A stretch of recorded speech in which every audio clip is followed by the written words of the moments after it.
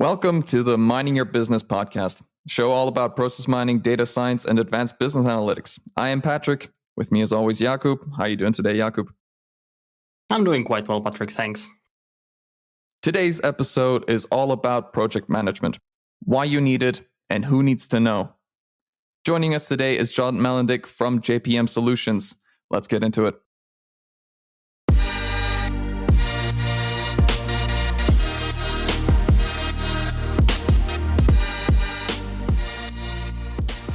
Hello and welcome to episode 8 of our podcast, Mining Your Business. We hope you had fun with the previous 7 episodes and that our podcast is giving you much of a value that we really strive for.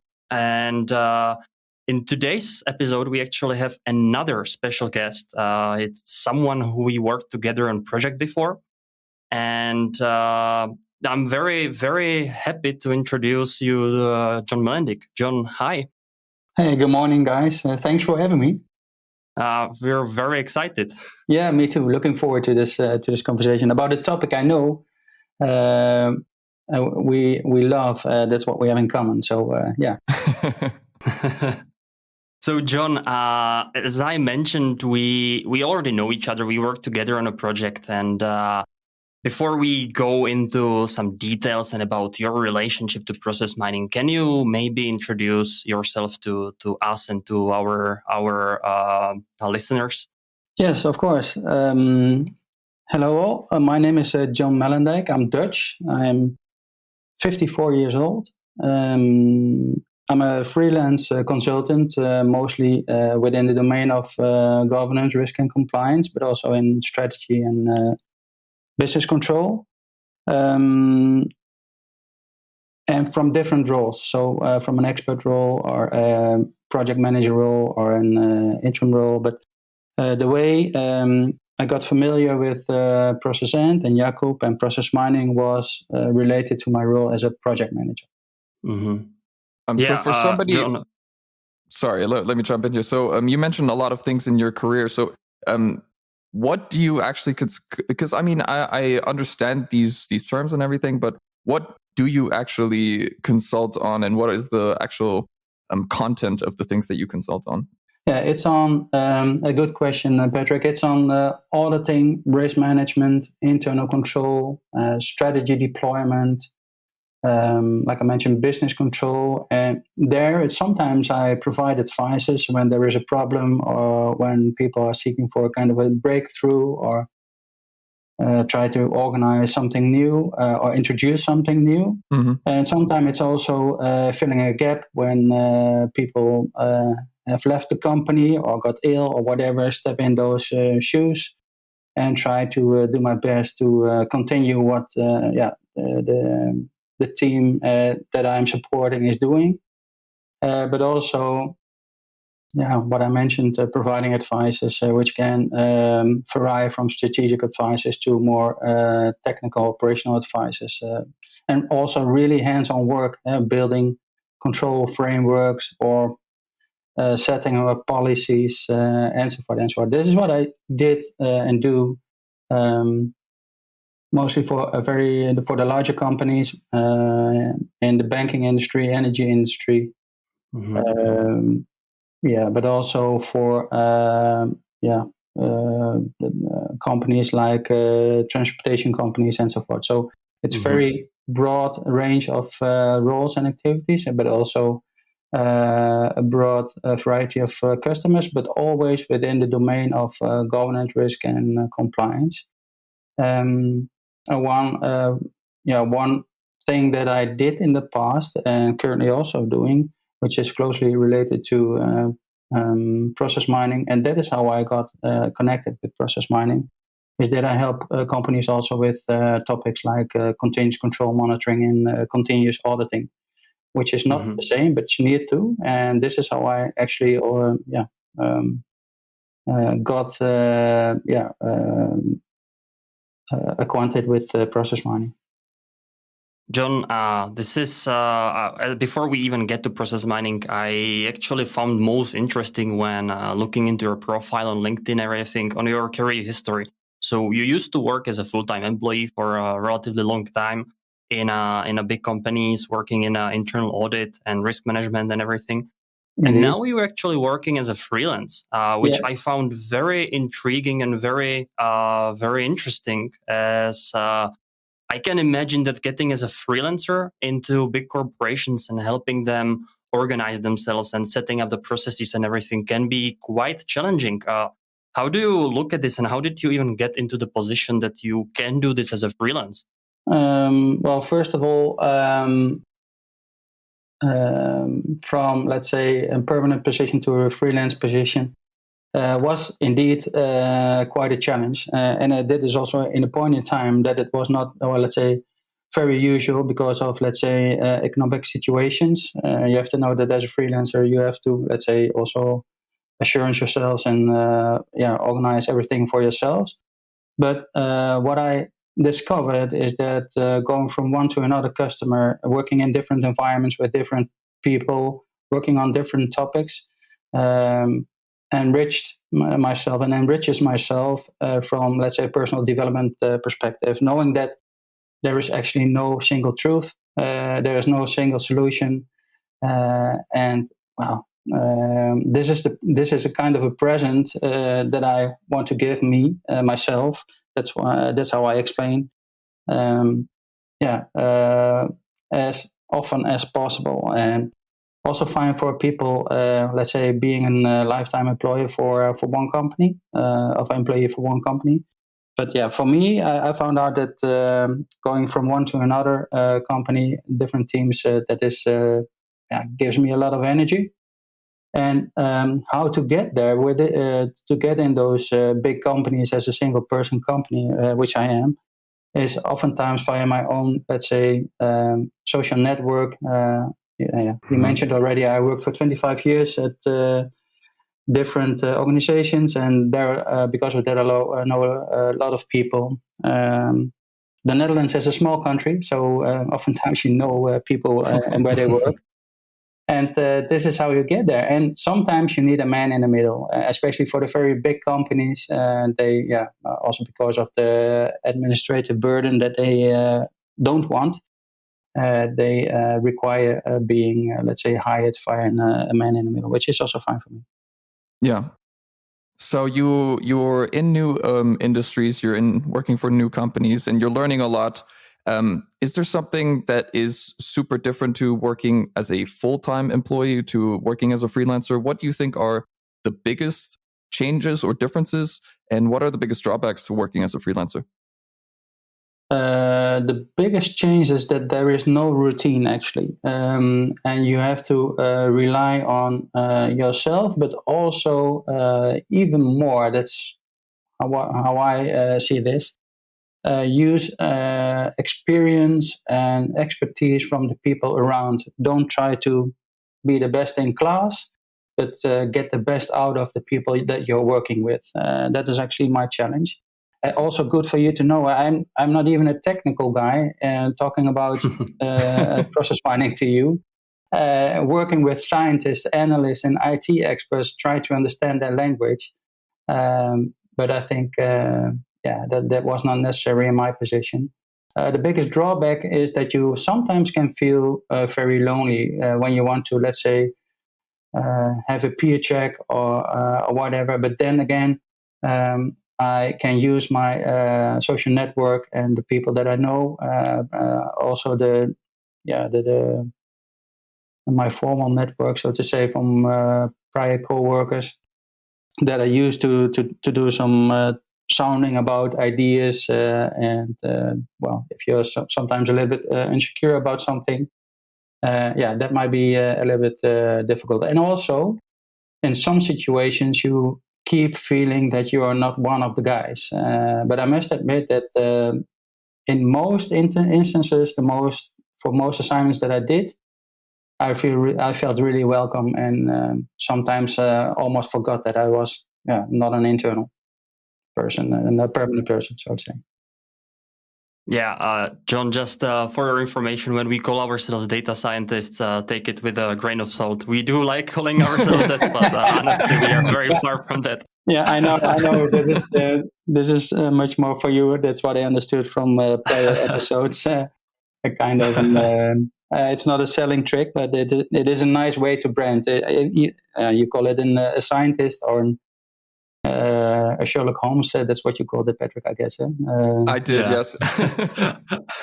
Yeah, this is difficult to explain to other people what you do, and especially when it comes to this topic. But yeah, with some nice parallels or metaphors, it's always, I managed to explain what we do. True. But moving on, we know we have limited time with you today only, so let's use it wisely.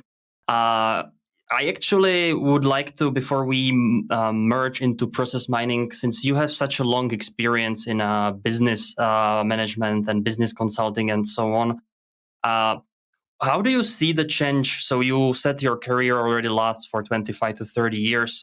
Where do you see the changes? Like if you compare yourself to when you were starting an audit and what the auditing departments are doing now, especially with tools like Celonis and actually leveraging the process mining technologies, where do you see the major change?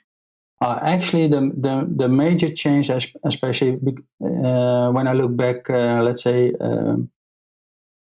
multiple years to the beginning of my career as an auditor, a lot of work was done manually. A lot of interviews were held, and actually, even though you did your best and tried hard, it was very difficult to come even close to the truth about how processes run, how things are done, and so forth. So a lot of manual things,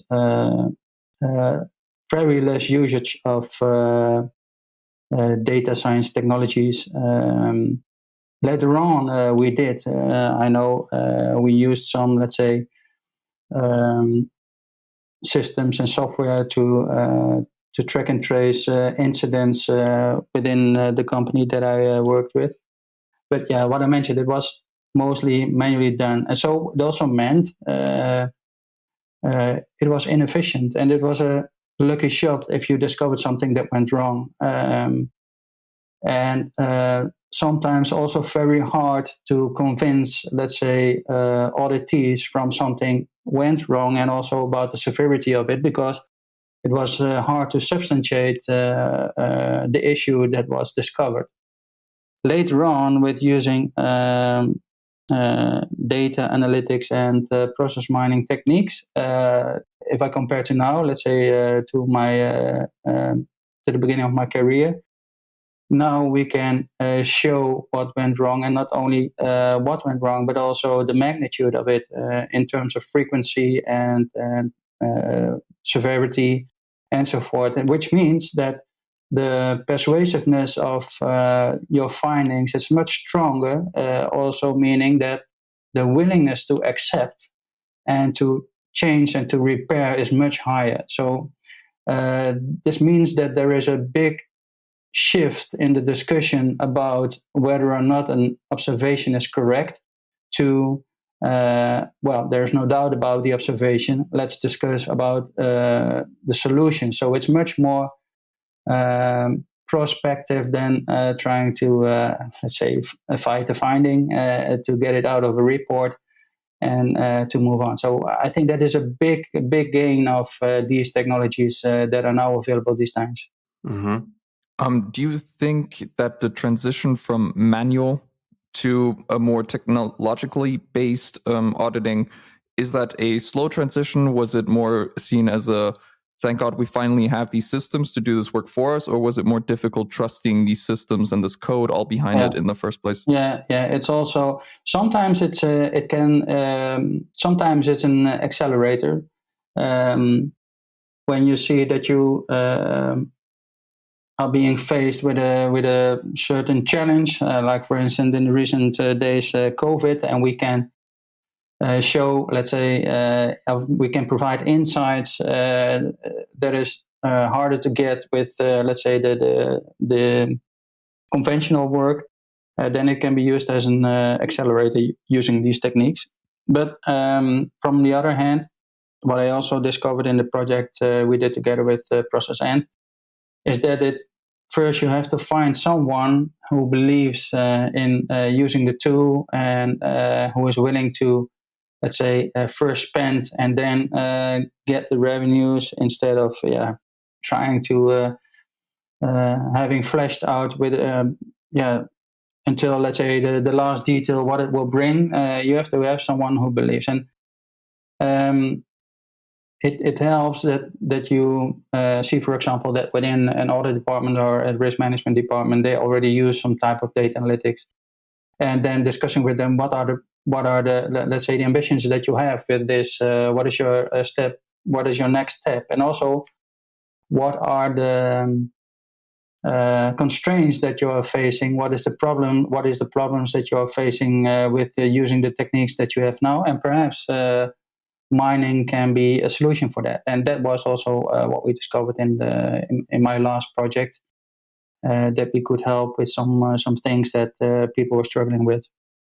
So yes, sometimes it can be very quick, but oftentimes it needs a little bit more runway to get accepted.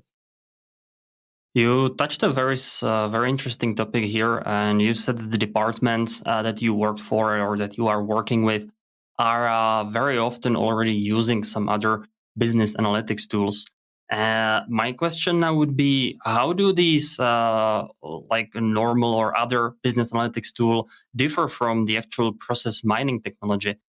Can you even compare those two? And do they still have a place in such a project? Yeah, it's also one of the challenges that I had in my last project, that I have to, let's say, we already do,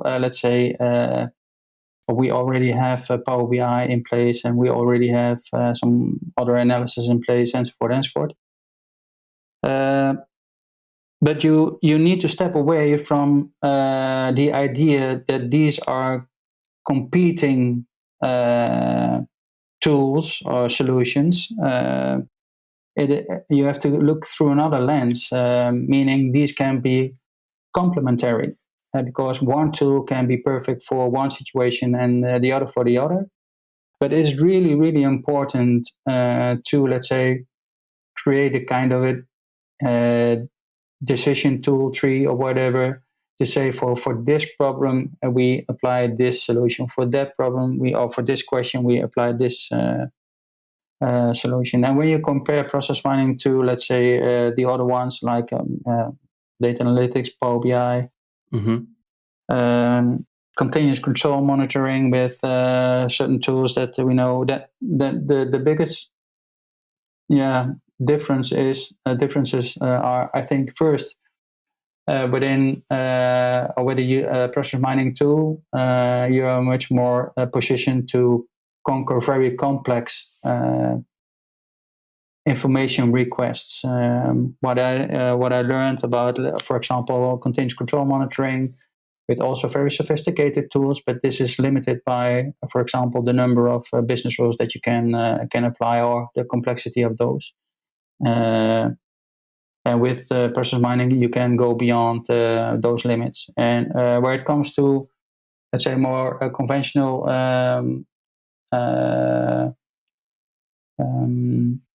analysis tools, it's what I like about process mining is that you can put your information in the context of the entire process. And if there is something wrong, it not only tells you, hey, this result differs from what we expected, but you're also enabled to drill down and to find root causes, and what I mentioned, to put it in perspective of the entire process. So that is, I think, one of a very big advantage of using mining. And of course, also, if you look to the currently oftentimes used analysis, what I mentioned briefly before, all those tools and reports that you get oftentimes tell what happened, what went wrong. Sometimes it tells you what will happen, so more predictive analysis. But what should happen, and even one step beyond, stepping into the domain of artificial intelligence, I think process mining is, let's say, the portal, the entry for those, which is not applicable, up to my opinion, for the other tools. Oh, fair. That's a nice way of putting it. So as we've already started speaking about process mining, you also mentioned that your last project was a process mining project. So we kind of wanted to talk a little bit about your last project and kind of see how it went. So first question, what was your role in the project? Were you only at the end of the project? Were you in the initial implementation, at the planning of it? Can you tell us a little bit about your project? Yeah, actually, it was what I did in the end was a project that was initiated to go for a real life implementation of process mining. And before that, I was the project manager of a pilot project that was suffering, to start with that one, that was suffering on a goal guidance, and especially about that was suffering with the fact that that's also a learning. Let me put it in another way. Usually, what you expect with a process mining project, one of the most common things is that you try to apply this tool for, let's say, process discovery. So finding out the real life behavior of your processes. But this was completely different in my first project, where the tool was introduced for conformance checking, and as we did do analytics for a very small audience. And yeah, it was difficult to connect with other stakeholders. It was initiated from risk management, but it was difficult to connect, for example, with audit or with process management and with the business itself. Also because we were not using the full potential of the tool. So, but even though we could show, let's say, some benefits of using process mining. And the moment that we went for, let's say, full-fledged deployment, and also looking at, in first place, process discovery possibilities and the gains of that, then we started to fly a little bit faster than we did before. So I was coming back to your question. I was a project manager in both cases. Like I mentioned in the beginning, I'm not a technical guy, but I try to bridge between the different departments that probably could benefit from process mining, even that they sometimes did not know themselves yet. So I tried to connect those departments, but I also tried to connect, that's what I did, the experts involved. So the data scientists, analysts, IT department, people that know source systems well, to know where to find the data, but also the experts from the business and the experts from audit and risk management. So I tried to connect and then try to, let's say, streamline the energy of the team towards a common goal, and also, for example, create a common wish list of things that they wanted to see, separate from having everyone using their own tools and own analytics and so forth. So I try to streamline, I try to bridge, I try to connect, and what I try to do is the best for the client, of course, but to show the benefits from using process mining in a quite a challenging environment. So you are essentially some kind of a glue that's trying to put all the pieces together in a process mining initiative, which is... Yeah, indeed. And try to manage expectations. Mm-hmm. And what I did, also very important, and this is also something that I want to share with others. I want to make sure that people understood that process mining is not simply let's say, a technical implementation of a certain tool. Mm-hmm. You definitely have to look beyond when you want to be successful and when you want to reap sustainable results. Meaning that there were enough people in the project that looked from the topic from a technical side. So getting the system in place, getting the data source connected to the process mining tool, and so forth. But you also have to make sure that the organization is ready and that the people are ready and that data is ready. And data is ready, for example, take enough time. Sorry. No, go on. Sorry, John. It is so much more than a technical implementation. It is what I did. I created a team, like a kind of a product team that worked together on a backlog, worked together on selling process mining that work together on serving the customer, but also work together on developing processes like what is the process for building a data model? What is the process for maintaining a data model? What is the process for deciding what to do first or next where it comes to the items in the backlog and so forth. So that is organizational readiness, which actually the idea behind is that I want to anchor process mining in the, let's say, DNA of the company instead of a one-day fly. And then from a people perspective, people readiness perspective, I wanted to ascertain that the tool and results are accepted. So you have to train, you have to explain to people what process mining is and what it can bring, and also what it is not. And then data readiness, like I mentioned, creating a data model, but especially validating the data model so that also the results are accepted and understood. You have to allocate enough time for that. So to overcome the risk that you think this is a technical challenge and a technical solution only, switch on, switch off, which is not. This is something that you carefully have to discover, consider. So it's not only about the technical readiness; it's also about organizational, people, and system the data readiness. John, knowing what you know now, would you define some kind of a framework which you would use for working on such a process mining project? And let's put aside the technical perspective completely. We will be definitely covering it in other episodes, how to connect to the system and everything. But so you are the project manager, so you are kind of making sure that everything goes smoothly and you're connecting all the parties. Since you have now a very good experience with this, how would you proceed on doing that with, let's say, a new project? If you had a new customer who was in front of the similar challenge as your last one, how would you proceed? Actually, I would first try to, a few things. Like, for example, but this is self-evident, finding a sponsor at a senior, or at least ideally at the executive level, someone who believes.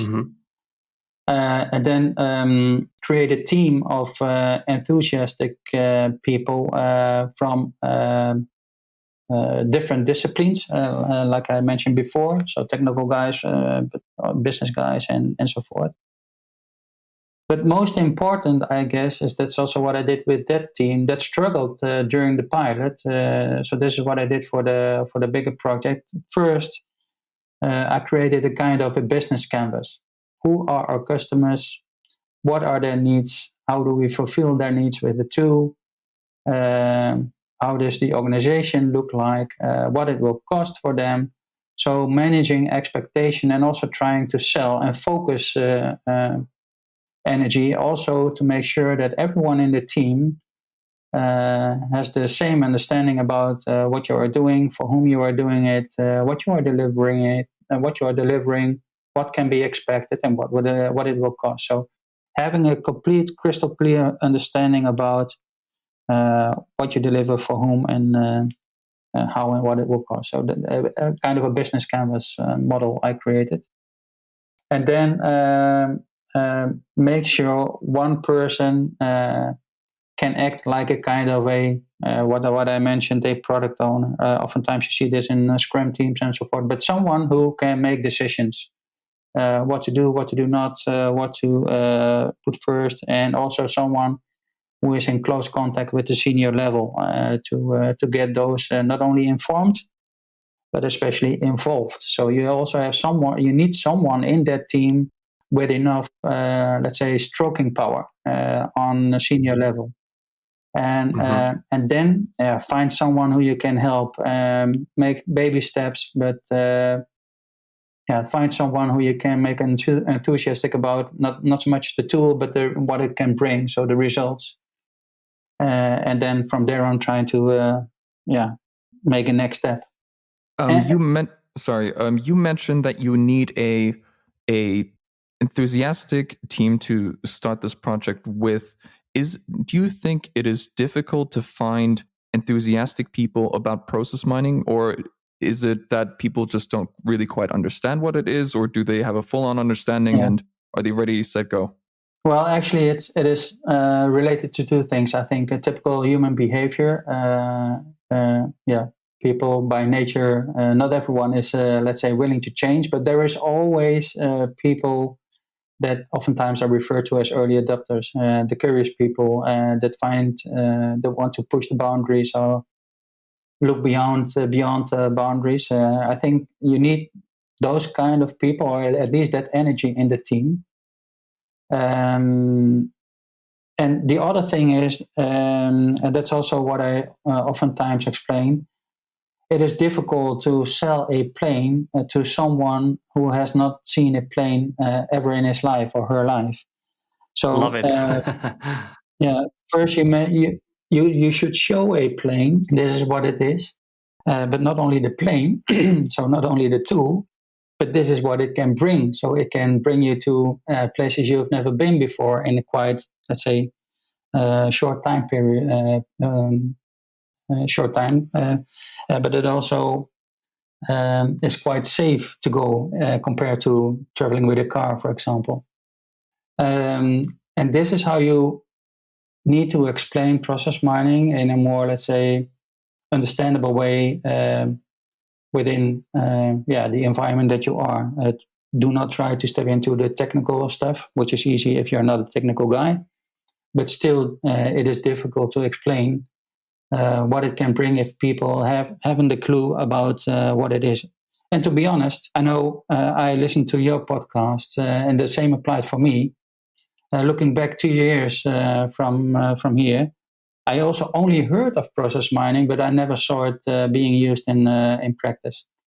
Being, let's say, rolled in this topic more, let's say, by a coincidence than really planned, I learned about it, and during the flight, during my journey, I got more and more enthusiastic, which enabled me, let's say, not only later in time to explain and to demonstrate benefits. But it started with curiosity, and like I mentioned, coming back to my first answer, is that you need people that want to look beyond conventional techniques and solutions and so forth.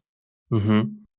John, if we go into the trenches of the actual plan and the framework that you laid down here, and we focus on the execution of the project so that it goes well and so that the user adoption is actually happening as you would like to. Are there any events, or how do you actually go about to ensure that the adoption of the users progresses well? Because on one thing, it's nice to have plan and the governance model. That's, I think, you cannot move without that. But then the execution sometimes lags behind the governance. So how do you go about this? Acceptance is all about, I guess, involving, explaining, experiencing. Also, not to be afraid to not go for the golden solution at one shot. Carefully listen what people need in terms of information, what they are looking for. Try to solve a problem, and if you're successful with that, even if it's really small, build from there. It is all about acceptance, meaning getting people acquainted, demonstrating what we did also during my last project together with you and also with the software supplier. We organized workshops for executives, for the experts, to get acquainted with the tool. And what you saw, and I think you can concur with me on that, but also I hope from other customers, is that the moment that you show them, when you show them the plane and what it can do, people get two things. Amazed, wow, not even knew that this was possible. Surprised, wow, I didn't know we did this in this way to this extent, and so and energized that that is what is also nice to see. And perhaps we can do this, and perhaps we can do that. In other words, let them define the use cases instead of you defining the use cases for them.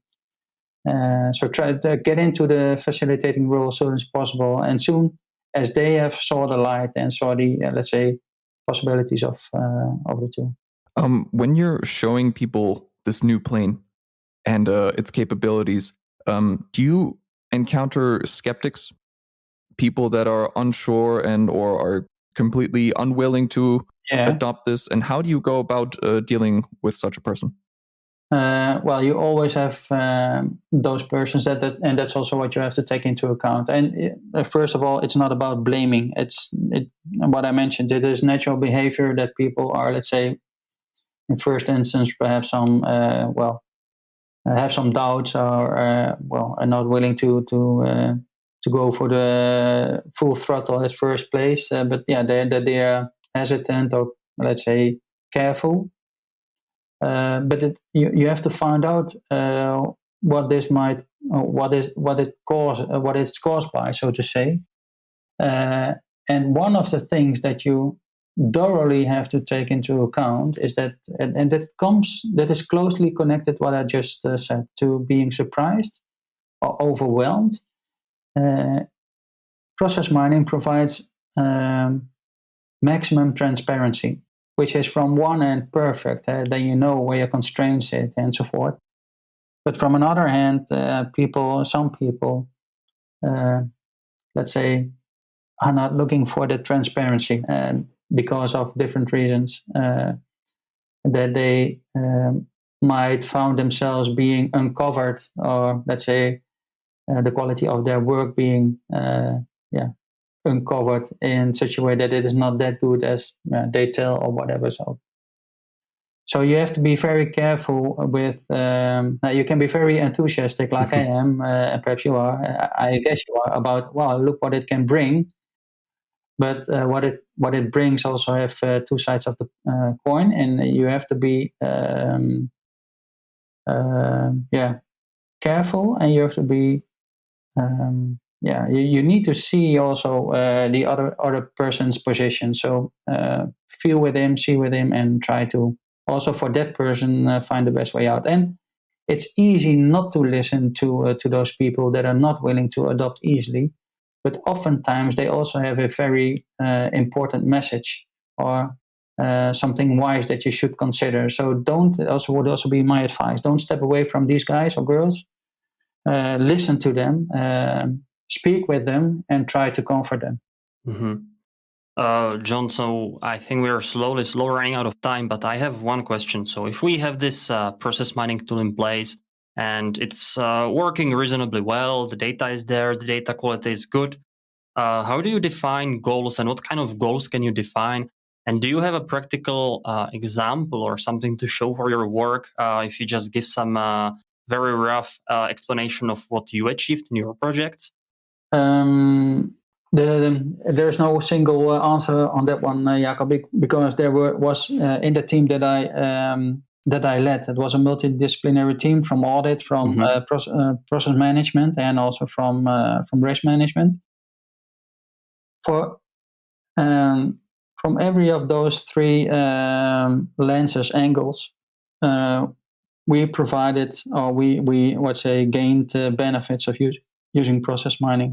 Looking at auditing, they were better enabled to, for example, prepare a risk-based, data-based audit plan, making sure that their resources are allocated in the most efficient way. But also what I mentioned before, it's about collecting evidence and that they are much more, let's say, better equipped to create an opinion, a database, or a less subjective opinion about how process runs. For risk management in general, it was trying to reduce manual work, to increase assurance, moving from snapshots to a film, from a single, let's say, instance check to 24/7. And for process management, we help them to specify bottlenecks to speed up DMIC, so defining and measuring the constraints that they had in the process, meaning coming more swiftly to a solution and to a better situation. So it's quite difficult. And what we did also, it's also an advice for people listening. Try to start with something that is quite straightforward. For example, a purchase to pay process. Start with a problem. If you know that there is a problem and that people want to conquer, to want to solve, it's easier to do it in that way than trying to push a tool for people that not know that they have a problem. So let me just quickly ask you this question. Now, John, why do we need you in a process mining initiative? Why do we need project management? Can't we just build some stuff for some end users? Why do you need it? Is I think it's to bridge at first to connect the different people involved, to get all the things streamlined, working in the same direction, putting all the energy in the right place at the right time. And what I mentioned, having someone there who can ask questions about, hey guys, I'm fine with the technical implementation, but how about the data? How about the organization? How about the people, the stakeholders around us? If you want, let's say, a sustainable solution that is accepted and also that people are willing to adopt and to use, make sure that it goes beyond a technical implementation. Make sure that there is a project manager that can connect and that can bridge. That would be my advice. John, and final question. Can we do something as data scientists better to support your work? Well, I must admit that in the projects that we worked together in, the collaboration was excellent. You also going beyond actually what I think, if you look to what a data scientist or an analyst should do, even to go beyond that role, safeguarding us from stepping into pitfalls that you knew from other customers or other experiences. But yeah, also for you, if you could help, let's say, a project manager like myself, in stressing the need to not only look at the system and the data, which comes by nature perhaps, but also to properly anchor process mining in the organization and work on the acceptance of people, then you would you would definitely help me as a project manager. And where it comes to data, we had a nasty surprise almost at the end of the project, where we were confronted, and this is also, let's say, something that I want to share with others. Also make sure that from the beginning, especially when you're working in German-speaking countries, that you involve Works Council and a data privacy officer from a GDPR perspective, because you have to comfort them what the tool can do and what the tool is not meant to do, and how you, for example, handle the topic of data privacy. I would also advise you to mention this topic from the beginning. Like you mentioned from the beginning, let's make sure testing the results of testing the data models.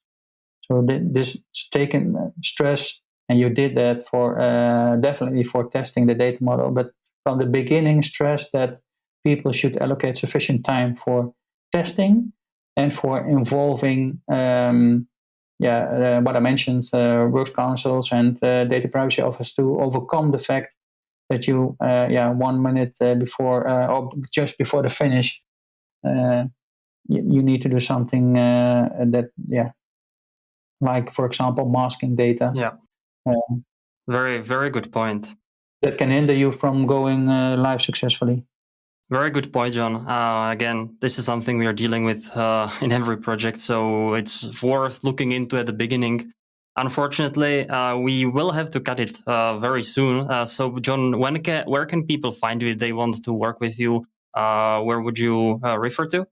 They can find me on LinkedIn, but on JPM solutions. They can, I guess, also reach out to you, Jacob. You always notified me.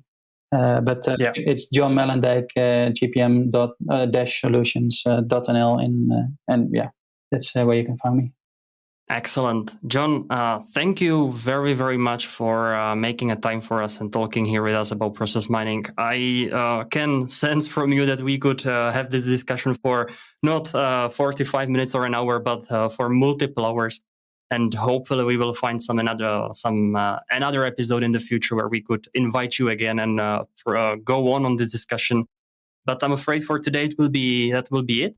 So for our audience, thank you for listening to us. As usual, you can find us on mindingyourbusinesspodcast.com. Feel free to reach out. We also have an email address, mindingyourbusinesspodcast@gmail.com.